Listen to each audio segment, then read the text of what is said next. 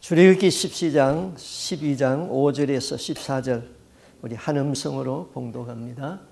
너희 어린 양은 흠없고 1년 된 수컷으로 하되 양이나 염소 중에서 취하고 이달 열나흘날까지 간직하였다가 해질 때에 이스라엘 회중이 그 양을 잡고 그 피를 양을 먹을 집 좌우문설 주의 임방에 바르고 그 밤에 그 고기를 불에 구워 무교병과 썬나물과 아울러 먹되 날것으로나 물에 삶아서 먹지 말고 머리와 다리와 내장을 다 불에 구워 먹고 아침까지 남겨두지 말며 아침까지 남은 것은 곧 불사르라. 너희는 그것을 이렇게 먹을지니 허리에 띠를 띠고 발에 신을 신고 손에 지팡이를 잡고 급히 먹으라. 이것이 여호와의 유월절이니라. 내가 그 밤에 애굽 땅에 두루 다니며 사람이나 짐승을 막론하고 애굽 땅에 있는 모든 처음 난 것을 다 치고 애굽의 모든 신을 내가 심판하리라. 나는 여호와라. 내가 그 애굽 땅을 칠 때에 그 피가 너희가 사는 집에 있어서 너희를 위하여 표적이 될지라. 내가 피를 볼 때에 너희를 넘어가리니 재앙이 너희에게 내려 멸하지 아니하리라. 너희는 이 날을 기념하여 여호와의 절기를 삼아 영원한 규례로 대대로 지킬지니라. 아멘. 2차 대전 당시에 히틀러가 유대인들을 찾아서 죽일 적에 그들의 선조 4대 5대까지 조사를 해서 그 중에 유대인 한 사람이라도 있으면은 다 찾아내어서 가스실로 보내서 죽였습니다. 그때에 어떤 한 크리스찬이 그 유대인 처녀 하나를 숨겨서 살려줍니다. 그 유대인 처녀가 미국으로 건너와서 미국에서 유대인 남자와 결혼을 했습니다. 그래서 아기를 하나 낳았는데 그 아기 이름이 졸라였습니다. 졸라가 야시바 학교에 들어갔습니다. 유대인의 야시바 학교는 3살에 입학해가지고 30살에 졸업을 합니다. 그래서 야시바 학교에서는 그 하나님의 말씀인 그 율법을 전문으로 가르쳤습니다. 그리고 유대인의 모든 전통을 그 몸에 아주 익숙하게 그렇게 가르칩니다. 또 절대로 그들은 이 신약 성경을 읽지 못하게 합니다. 신약 성경을 음란 소설보다도 더 나쁘게 표현해가지고 차라리 음란 소설을 읽을지언정 신약 성경은 읽지 말라 그렇게 가르칩니다. 그리고 안식일 날 이제 성전에 갈 적에는 그 하나님을 사모하는 마음으로 빨리빨리 가야 됩니다.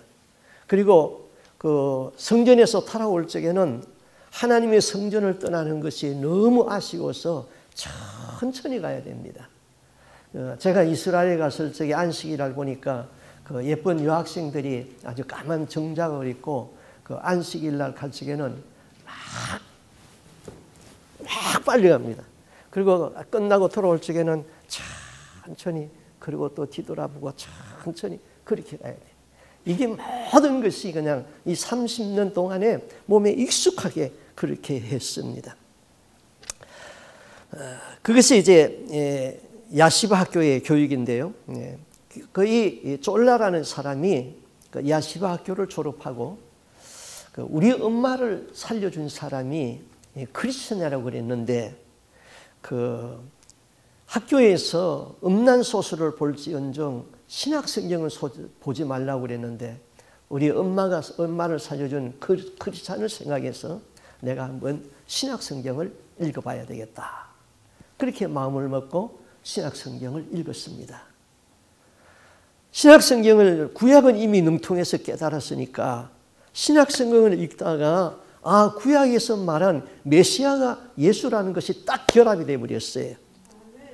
그래서 구약에서 말하는 메시아가 예수 그리스도인 것을 알고 그는 개종을 했습니다.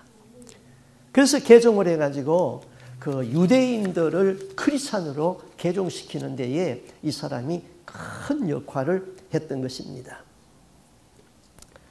성경에 그랬죠. 요한복음 5장 39절에 너희가 성경에서 영생을 얻는 줄 알고 성경을 읽거니와 이 성경이 곧 나에게 대하여서 예수님에 대하여서 증거하는 것이라.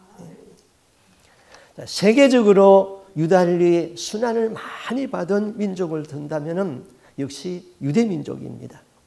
유대민족은 1948년 8월 15일 날 독립하기까지 2500년 동안 나라 없는 민족으로 세계에 흩어져서 순환을 겪은 민족입니다.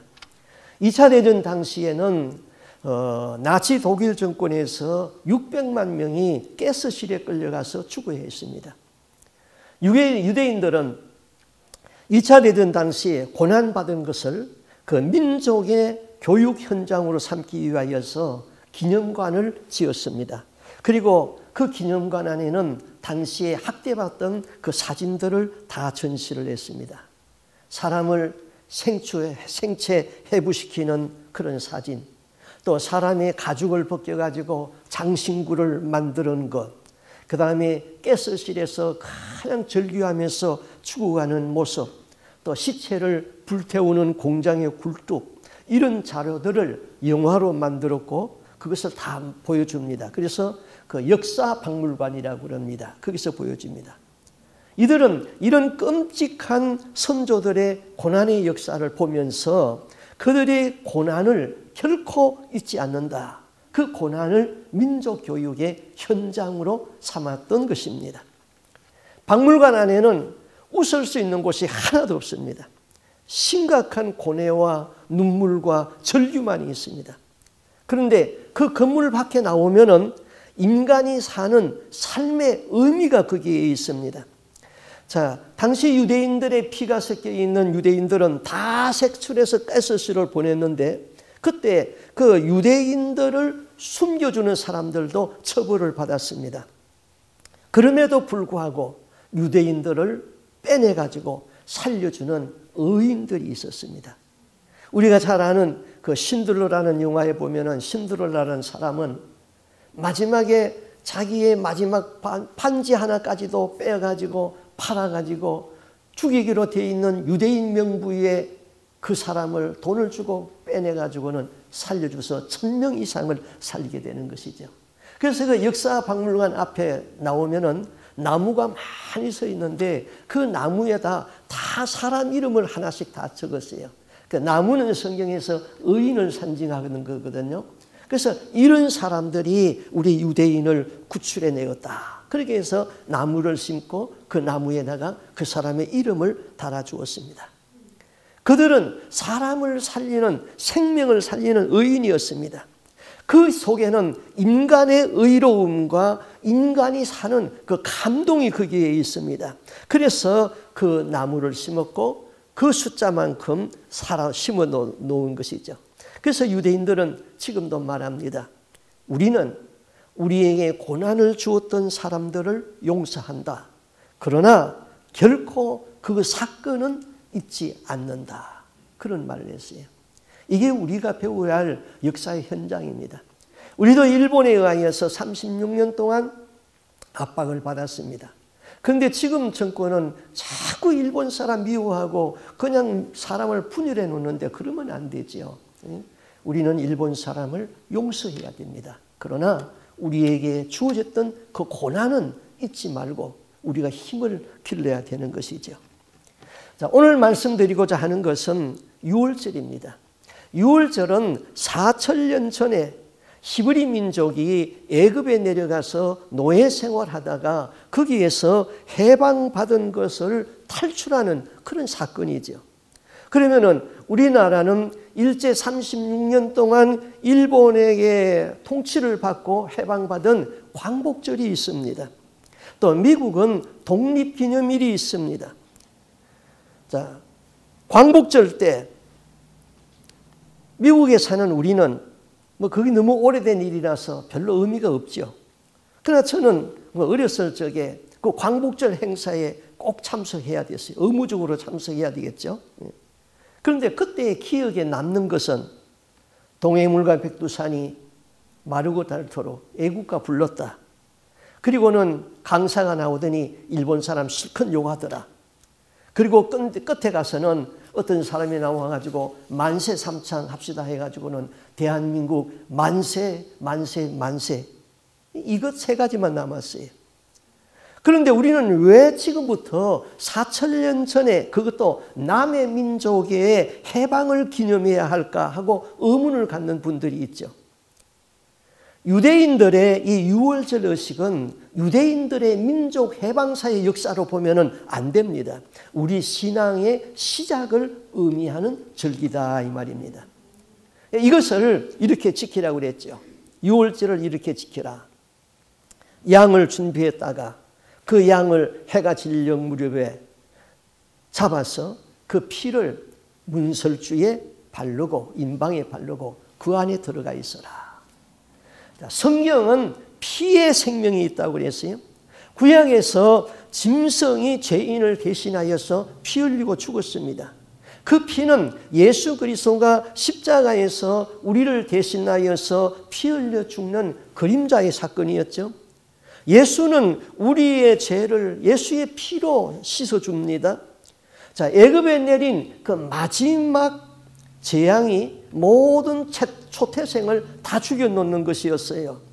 죽음의 사자가 치고 갑니다. 모든 집안에 들어가 가지고 장자는 사람이건 짐승이건 다 죽여놓습니다. 그런데 양의 숫자, 그 가족의 숫자만큼 양을 잡아가지고 그 피를 문 인방에 바르고 그 집안에 들어가 있으면은 죽음의 사자가 지나가다가 피를 보고 건너뛰었습니다. 그래서 그것을 6월절, 6월이라는 것은 건너뛰었다 그런 의미거든요. 그렇게 해서 살았어요. 내가 그 피를 볼 적에 넘어가리라. 양이 그 가족을 위하여서 피를 흘린 것은 이 속죄의 근거인 거예요. 그러나 그 양이 피를 흘렸다고 하여서 모든 장자가 다 사는 것은 아니죠. 그 피를 받아서 문 인방에 바르고 그 안에 들어가 있어야 사는 것이죠. 그래서 히브리서 9장 22절에는 피 흘림이 없은즉 죄사함이 없느니라 그랬습니다. 피 흘림은 속죄의 근거인 것이죠. 영어로 말하면 redeem입니다. 예수 그리스도가 십자가에서 이미 다 이루어놨어요. 그러나 피 뿌린다는 것은 속죄에 적응하는 거예요. 우리의 삶에 늘 적응하는 것이에요. 피 뿌림은 항상 우리의 삶에 적응이 돼야 되는 것이죠. 우리가 예수를 믿지만은 우리 속에 음탕한 생각이 들어올 수도 있습니다. 또 우리는 악한 생각을 할 수도 있는 것이죠.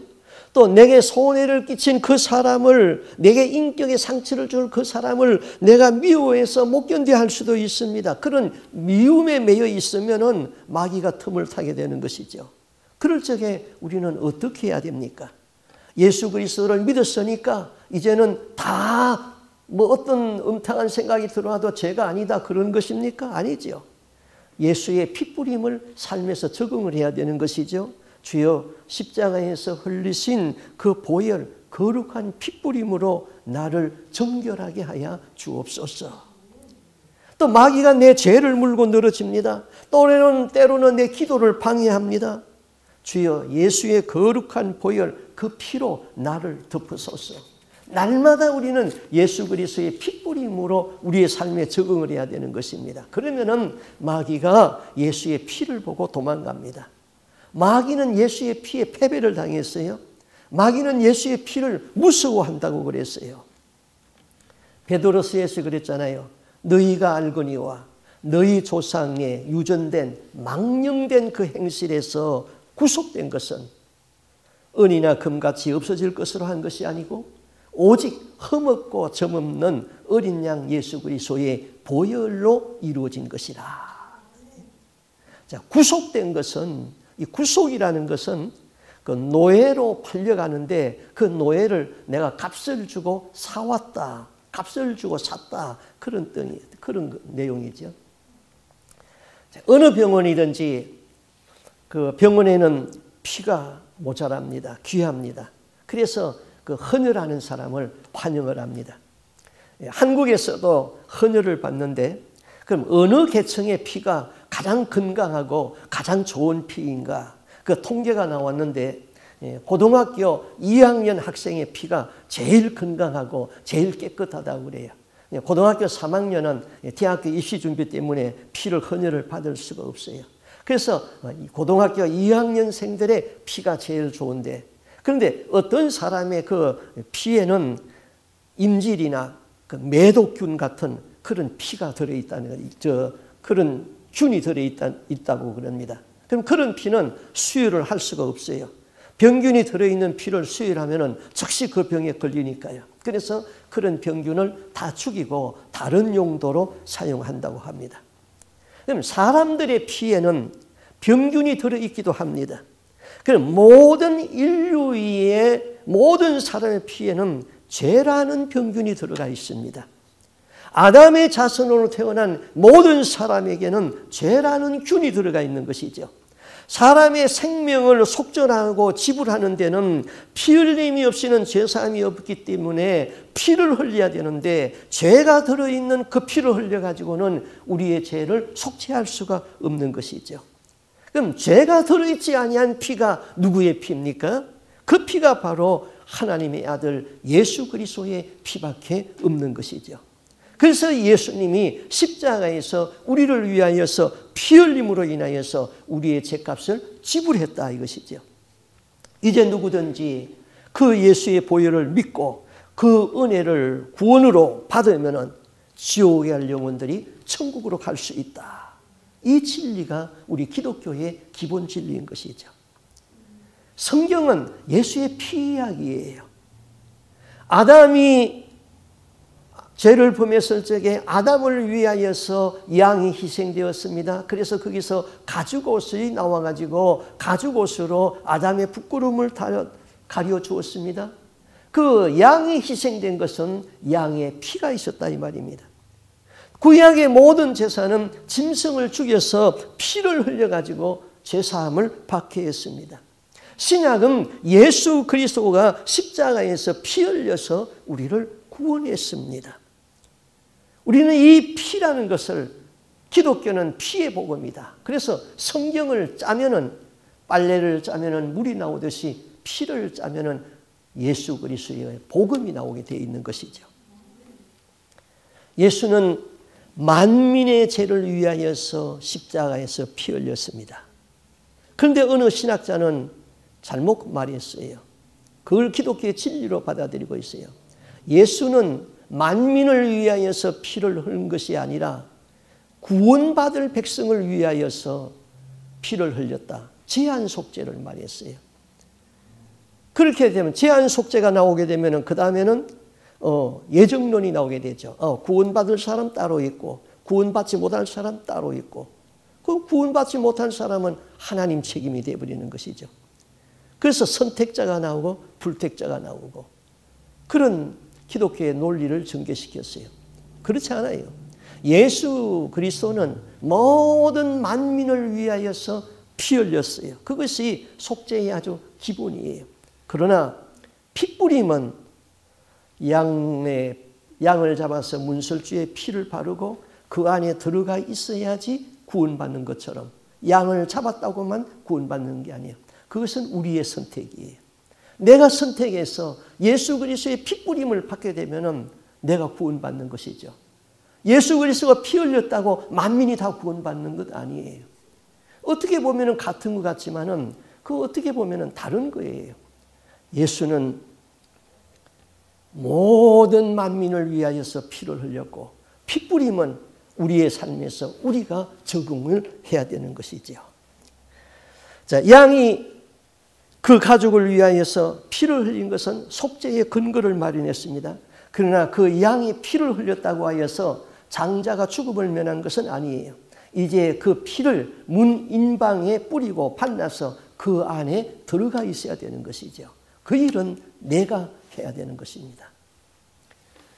루터가 종교개혁을 할 때입니다. 큰 일을 하고자 하는 루터에게 어느 날 사탄이 찾아왔습니다. 사탄이 루터에게 이렇게 말합니다. 이것을 보라. 루터가 기도를 하다가 눈을 떠서 보니까 사탄이 편지 하나를, 종이를 하나를 들고 있는데 거기에는 루터가 어려서부터 지금까지 지은 죄를 싹 써놨는데 수십 가지를 써놨습니다. 루터가 얼마나 많은 죄를 지었는지요. 그 사탄은 그 죄의 목록을 다 루터에게 보여주었던 것입니다. 루터는 그 순간 낙심이 되어버렸습니다. 내가 내 죄가 이렇게 많은데 내가 감히 교황청의 죄를 지적하고 이것을 개혁하겠다고 하겠는가? 그는 사탄이 보여주는 죄의 목록을 보고 그만 용기를 잃어버렸어요. 그런데 그 순간 성령이 그를 도왔습니다. 계시록 1장 5절의 말씀이 생각났습니다. 우리를 사랑하사 그의 피로 우리 죄에서 우리를 해방하시고. 루터는 사단에게 명령했습니다. 사단아, 예수 그리스도의 이름으로 명하노니 물러가라. 우리를 사랑하사 그의 피로 우리 죄에서 우리를 해방하였느니라. 루터는 책상 위에 있는 잉크병을 들어서 사탄을 향해서 던졌습니다. 잉크병은 벽에 맞아서 깨져버리고 사탄은 온데간데 없이 없어졌습니다. 사단은 예수의 피 앞에는 할 말이 없는 거예요. 자, 원래 사단은 천국의 천사장이었다고 그랬잖아요. 그런데 천사장이 하나님을 반역을 했어요. 하나님은 그 천사장을 하늘에서 내쫓아버렸죠.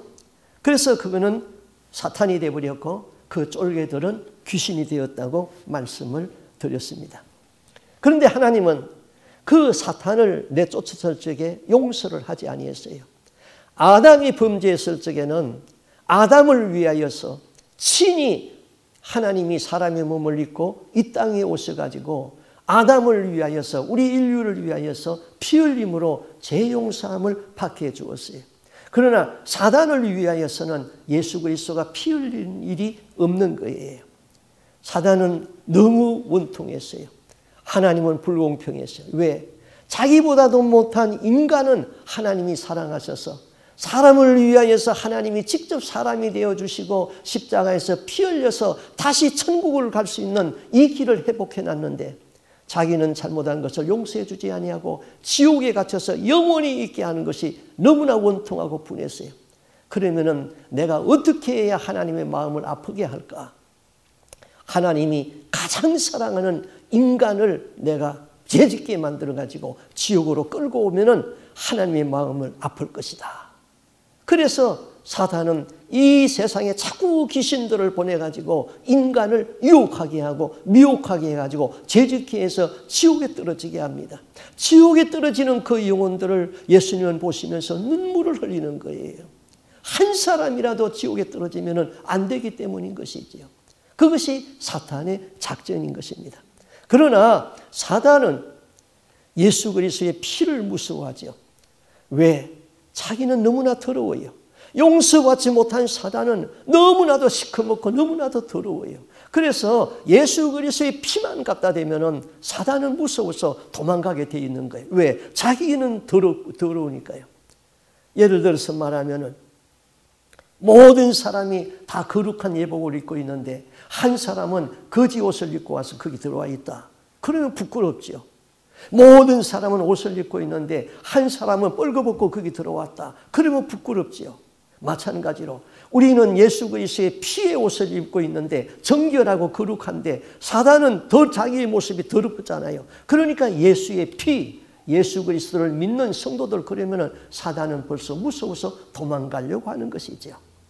우리는 예수의 피, 예수의 피 권세로 구원을 받고 예수의 피로 사탄을 물리치는 것이죠. 자, 그래서 죽음의 사자가 치고 들어올 적에 예수의 피 안에 들어가 있으면은 그 죽음의 사자가 피를 보고는 그 피를 건너뛰었다. 그래서 유월절이죠. 유월절에는 피가 뿌려져서 집안에서 이제 양고기를 먹었습니다. 그런데 양의 뼈는 꺾지 말라 그랬습니다. 예수님이 십자가에 죽었을 적에 강도들이 있었죠. 로마 군병이 그 강도들의 다리를 꺾었다 그랬어요. 그러나 예수님의 다리는 꺾지 아니했다 그랬어요. 그 양은 예수님을 상징한 것이죠. 예수 그리스도는 유월절에 희생된 어린 양이시다. 그 다음에 유월절을 지키는데 누룩은 집 밖으로 다 버리라 그랬어요. 그리고 무교병과 누룩이 없는 들어가지 아니한 빵과 그 다음에 썬 나물을 먹으라 그랬어요. 자, 무교병은 누룩을 넣지 아니하고 만든 빵이에요. 그 다음에 유교병은 누룩이 들어간 빵이에요. 유월절에 유교병, 누룩이 들어간 빵을 먹게 되면은 이스라엘 해 중에서 끊어진다 그랬어요. 그건 죽는다는 거예요. 그래서 누룩을 다 집 밖으로 갖다 내버렸어요. 누룩이라는 건 뭡니까? 우리를 썩게 하는 것이에요. 우리를 부패하는 거예요.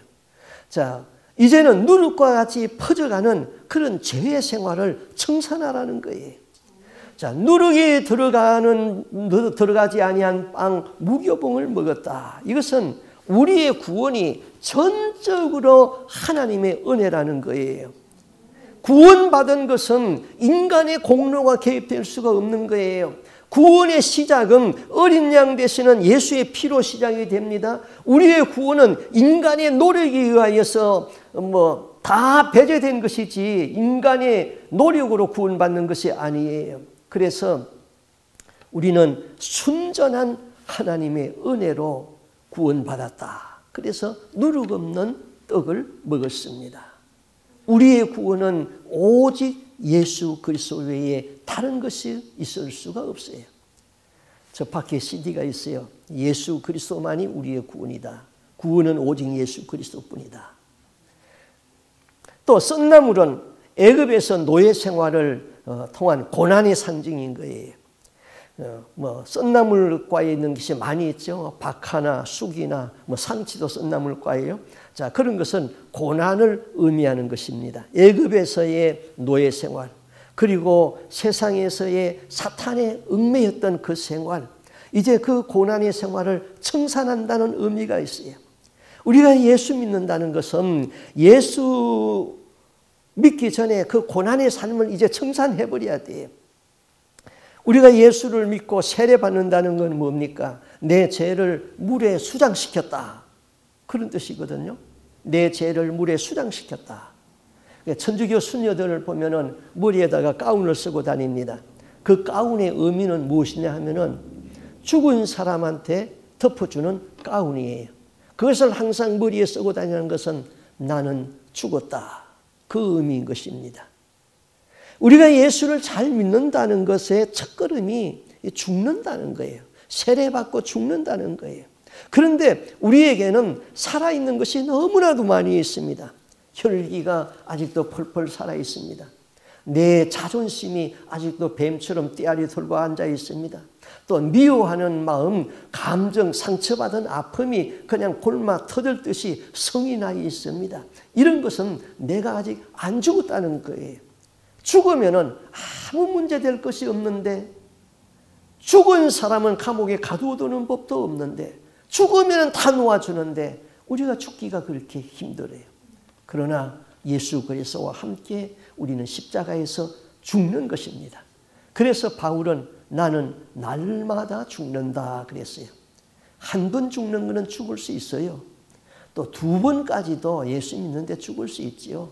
집사되고 권사 됐으면 세 번쯤은 죽을 수 있지요. 또 목사가 돼도 세 번쯤은 죽을 수 있어요. 그러나 날마다 죽는 게 얼마나 힘든지요. 날마다 죽어야 됩니다. 내가 날마다 육신의 생각이 죽어지면은 예수와 함께 성령의 생각이 살아납니다. 성령의 생각이 나를 지배할 적에 내가 거룩한 말을 하게 되고 거룩한 행동을 하게 되죠. 그 행동이 생활화됩니다. 그 생활이 습관화되어 버립니다. 그 습관은 그 사람의 인격을 형성하게 되는 것입니다. 그 인격은 그 사람의 운명을 복된 운명으로 바꿔놓는 것이죠. 반대로 육신의 생각을 죽이지 못하면 저속한 말을 하게 됩니다. 악한 감정을 품으면 저속한 말을 하게 되고 악한 뜻을 행동화해 버립니다. 그 행동이 생활에 돼 버리면 그 생활이 습관을 만들어 버립니다. 그 습관은 그 사람의 인격을 아주 비열하게 만들어 버립니다. 그 인격을 만들어 놓는 것이죠. 자, 오늘날 유대인들은 지금도 유대인들은 그 유월절 의식을 행합니다. 어린 양을 구워서 먹고 쓴나물을 먹으면서 마지막으로 포도주 넉 잔을 마시는 그런 의식을 합니다. 먼저 손을 씻고 그 다음에 쓴나물을 먹으면서 첫 번째 잔을 듭니다. 그 다음에 두 번째 잔을 마실 적에는 유월절의 의례를 설명을 합니다. 그 유례를 설명을 합니다.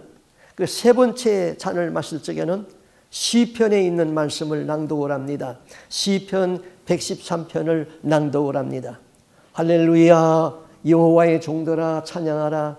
여호와의 이름을 찬양하라. 이제부터 영원까지 여호와의 이름을 찬송할지로다. 해 돋는 데서부터 해 지는 데까지 여호와의 이름이 찬양을 받으리로다. 하나님의 이름을 찬양하죠. 그 다음에 네 번째 잔을 마실 적에는 시편 118편을 읽습니다. 여호와께 감사하라. 저는 선하시며 그 인자심이 영원함이로다. 이제 이스라엘은 말하기를 그 인자심이 영원하다 할지로다. 아론의 집은 말하기를 그 인자심이 영원하다 할지로다. 이제 여호와를 경외하는 자는 말하기를 그 인자심이 영원하다 하리로다. 하나님의 인자심을 송축합니다. 이런 의식이 있습니다. 제가 어렸을 적에는 부모의 권위에 못 이겨서 제사를 지낸 일이 있었어요. 철모르고 제사를 지냈어요. 그게 다 우상 숭배잖아요. 그런데 그 의식이 열 몇 가지가 되는데 제일 마지막에 의식에는 업을 합니다. 손을 올렸다가 내리고는 그 다음에 엎드려서 우상에게 절을 합니다. 내가 그때 철없이 한 그 우상 숭배의 죄, 그 지금도 제가 가끔 생각날 때 회개할 때가 있어요. 그 마지막 그 의식을 끝나고 나면은 이제 제사 음식, 그것도 우상 숭배잖아요. 그것을 다 나눠 먹는 것입니다.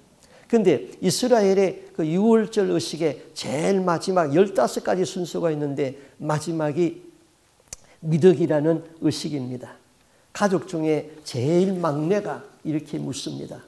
아버지, 오늘 밤이 다른 밤들과 무엇이 다릅니까?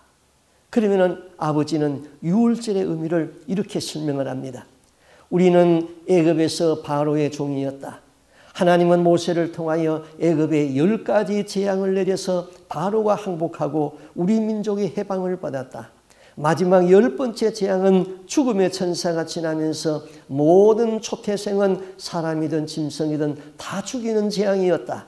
그러나 양의 피를 문설주에 뿌리고 그 안에 있으면 죽음의 사자가 피를 보고 그 집은 패스하여 죽음을 면했다. 이것을 기념하는 절기가 유월절이다. 이렇게 설명을 하면은 이제 의식이 끝나게 됩니다. 성경에서 유월절 사건은 단지 히브리 민족의 구원을 가르치는 것이 아닙니다. 우리가 예수 믿고 구원받은 사건을 유월절로 설명하는 것입니다. 애굽과 바로는 우리가 예수 믿기 전에 세상 나라와 사탄의 상징이에요. 홍해를 건너서 출애굽한 것은 예수 믿고 세례를 받은 거예요. 40년 광야 생활을 한 것은 우리가 세상에서 교회를 통하여서 천국에 들어가기까지 하나님의 말씀으로 훈련을 받는 거예요.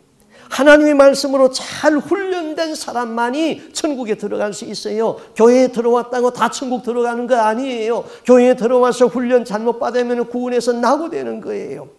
결국은 그 백성들이 훈련을 해도 안 되니까 애굽에서 나온 백성들은 광야에서 다 죽었잖아요.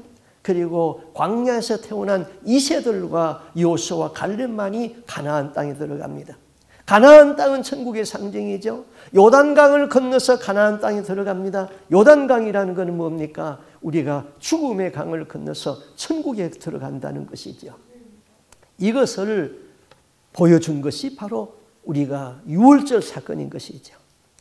자, 애굽에서 죽음의 사자가 애굽에 있는 모든 초태생을 치고 가는 그 밤을 성경은 여호와의 밤이다 그랬어요.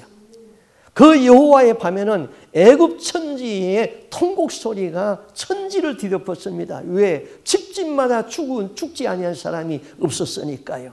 그렇지만은 그 밤에 동시에 이스라엘 백성은 기쁨이 충만해 가지고 애굽을 탈출해 나오는 해방의 사건인 것입니다. 이 유월절이 얼마나 중요한 것인지 이스라엘 백성은 하나님의 명령에서 이 날을 너희의 신년으로 뉴이어로 삼으라. 우리는 1월 1일이 뉴이어예요. 유대인들은 유월절 있는 그 날이 첫 달인 것입니다. 그래서 유대인의 종교력이 있는데 그거는 아빕월이다 그럽니다. 그 아빕월이 후에는 유대 백성이 바벨론에 망합니다. 바벨론에서는 그 달력을 다 바꿨기 때문에 니산월이라 그럽니다. 그 아빕월, 곡식의 새 이삭 그런 의미인 것이죠. 그리고 14일 보름달이 있는 날이었습니다. 오늘날 현대력으로 말하면 한 3월 중순쯤 됩니다. 하나님이 구원이 이루어지는 그날을 삶의 시작이다. 삶의 중심이 되어야 된다. 삶의 기초다. 그런 말인 것입니다. 그 다음에 이 유월절을 지키는데 허리에 띠를 띠고 지팡이를 잡고 급히 먹어라. 한번 상상해 보세요. 자, 양고기를 먹는데 불에서 구워서 먹습니다. 그런데 허리에다가 띠를 띠고 지팡이를 잡고 그것을 급하게 먹습니다. 자, 이것은 군대 갔다 온 사람 알 거예요. 이제 출동 명령이 떨어지면은 급하게 밥을 먹고 군장을 꾸려서 지금 출동하여 나가야 되는 것입니다. 이제 날이 밝으면은 장자를 잃은 통곡의 소리가 애굽의 청지를 뒤덮을 거예요. 바로는 더 이상 이스라엘 백성을 붙들어 놓지 못하고 무조건 항복하고 해방을 선포할 것입니다. 그때 구원받은 백성은 문을 박차고 뛰어나가야 되는 것입니다. 사단에게 붙들려 있으면 안 되는 것이죠. 애굽에다가 미련을 두고 뒤를 돌아보지 말아야 되는 것입니다. 속히 탈출하라는 거예요. 우리는 이 죄악 세상을 나왔어요. 이제 천국문을 향하여서 다름질하고 달려가는 그런 자세를 취해야 되는 거예요. 십자가의 폭대를 향하여서 우리는 달려가야 되는 것입니다. 우리가 더 이상 죄된 세상에 미련을 두지 말아야 되는 것입니다. 뒤도 돌아보지 말아야 되죠. 그래서 예수님이 말씀했어요. 쟁기를 잡고 뒤를 돌아보는 자는 내게 합당하지 아니하다. 또 예수님이 말세를 설명하면서 누가복음에서 이렇게 교훈을 했죠. 누가복음 17장 31절 이하에 그날에 마지막 날이에요. 그날에 만일 사람이 지붕 위에 있고 그 세간이 집안에 있으면 그것을 가지려 내려오지 말고 밭에 있는 자도 이와 같이 뒤로 돌이키지 말 것이요. 그러면서 롯의 철을 생각하라. 그날에 말세에 지붕 위에 있는 자가 집안에 있는 물건을 가지러 가지 말라. 이거 굉장히 어려운 성경이에요. 그러나 이스라엘의 문화를 이해하면 굉장히 쉬운 말씀이에요. 이스라엘에서 지붕이라는 것은 그리고 다락이라는 것은 항상 예배의 장소예요. 항상 기도의 장소예요. 지붕 위에 올라가서 기도를 했어요. 또 다락에서 예배를 드렸어요. 유두고가 다락에서 예배 드릴 적에 졸다가 땅에 떨어졌어요. 그 지붕은 항상 다락은 예배의 장소, 기도의 장소고 그 다음에 2층은 바로 살림집이 있는 집이에요. 인간 세상의 문화가 있는 거예요. 그리고 땅은 짐승이 사는 세계예요. 짐승 같은 거예요. 그러면은 우리가 마지막 때에는 지붕 위에 있는 자, 예배를 드리고 믿음 생활을 하고 이런 사람은 이 세상 세간에 마음을 빼앗기지 말아라. 그래서 지붕 위에 있는 자는 집안에 있는 물건을 가지러 가지 말라. 이것이죠. 자, 오늘날 문화는 발달되어 가지고 참 사람 살기가 편해지고 좋아졌어요. 그러나 이 정신적인 여유는 옛날 사람보다 더 없어져 버렸던 것이죠. 그러나 경건한 신앙인이라면 예수님이 말세를 살아가는 사람들에게 이 주신 교훈대로 내가 지붕 위에 있는가? 내가 집안에 있는가? 자기 마음을 한번 살펴봐야 되는 거예요. 주여, 나는 지붕 위에서 집안으로 내려오지 아니했습니까? 자기 마음을 날마다 살펴야 되는 것이죠. 이제 예배와 기도가 중단되어 버리고 이 세속적인 것에 내 마음을 빼앗기지 아니했습니까?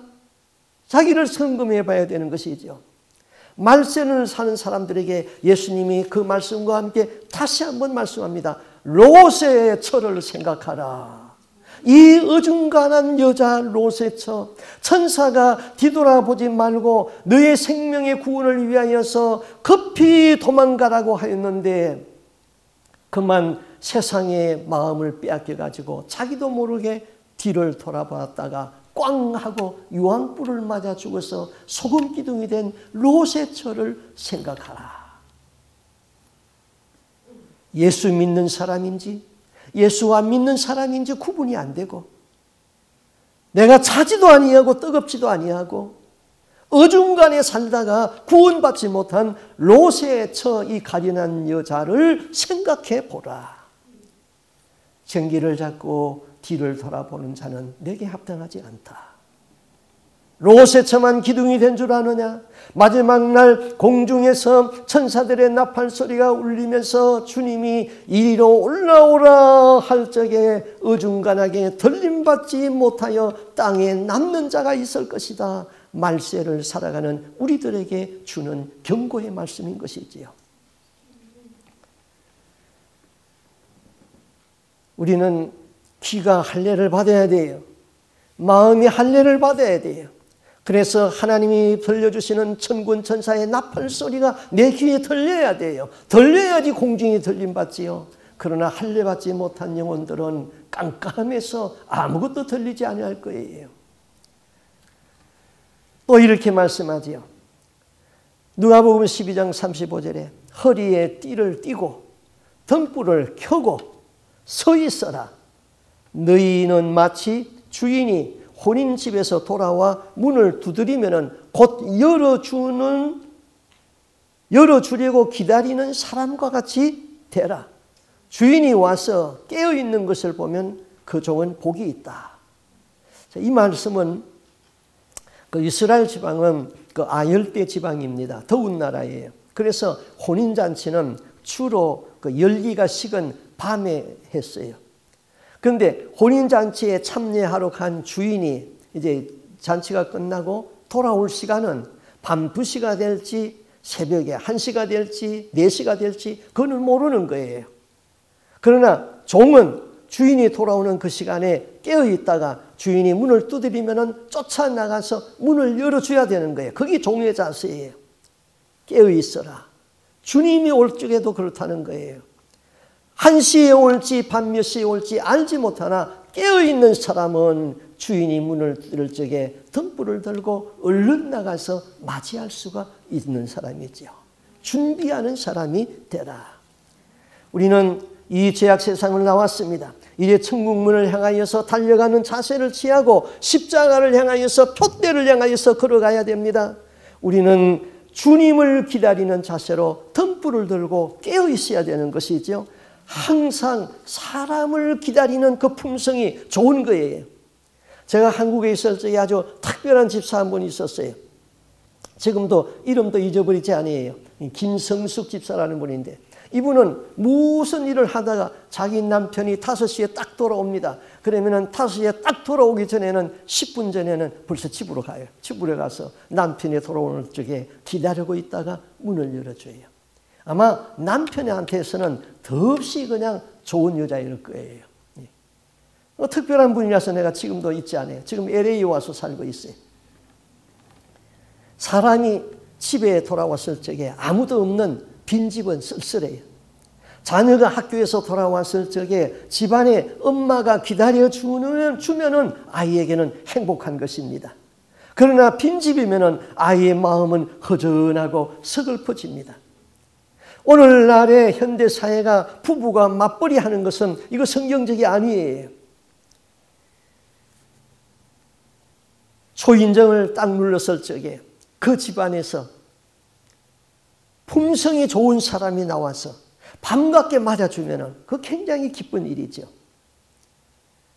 우리는 항상 좋은 품성을 가지고 사람을 기다리는 것처럼 우리는 깨어있는 신앙을 가지고 주님 오시는 날을 기다리며 사는 그 사람이 복 있는 사람입니다. 출애굽기 14장 11장 4절에서 8절 말씀을 제가 읽어드리겠습니다. 모세가 바로에게 이르되 여호와께서 이같이 말씀하시기를 밤중에 내가 애굽 가운데로 들어가리니 애굽 가운데 처음 난 것은 위에 앉은 바로의 장자로부터 맷돌 뒤에 있는 여종의 장자까지 모든 생축에 처음 난 것이 죽을지라. 애굽 전국에 전무후무한 큰 곡성이 있으리라. 그러나 이스라엘 자손에게는 사람에게나 짐승에게나 개도 그 혀를 움직이지 않으리니 여호와가 애굽 사람과 이스라엘 사람의 구별하는 줄을 너희가 알리라. 주님이 재림하실 적에도 그럴 것입니다. 깨어 있어서 준비되어 있는 사람, 혼인잔치에 참여할 수 있는 그 사람들은 복 있는 사람입니다. 그러나 예복이 준비되어지 아니해가지고 구원에서 낙오되는 그 사람은 통곡할 것입니다. 들림받지 못하고 땅에 남는 어중간한 사람들은 땅을 치면서 후회할 것입니다. 내가 이럴 줄을 알았으면 똑바로 예수 믿을 거를, 그때 내가 회개할 걸, 그때가 분명히 우리에게는 있을 것입니다. 전능하신 하나님, 그는 인생이 아니시라 한 번 말씀하시면 후회함이 없이 다 이루시는 하나님이라고 그랬습니다. 천지는 없어지겠으나 내 말은 1.1핵도 없어지지 아니하고 다 이루겠다고 하시는 그 주님은 그 말씀대로 이루실 것입니다. 그때에 천지가 진동하고 믿는 자들이 들림받아도 이 거룩한 광경을 보고 개들도 짖지 못하게 할 것입니다. 하나님이 개의 혀까지 주장할 것입니다. 여러분, 우리는 어린 양 예수 그리스도의 피권세가 있고 다시 오시는 예수 그리스도를 기다리는 마음으로 깨어있는 믿음의 삶을 사시다가 주님 다 영접하는 우리의 생활이 될 수 있기를 주님의 이름으로 축복합니다. 아멘. 기도하겠습니다.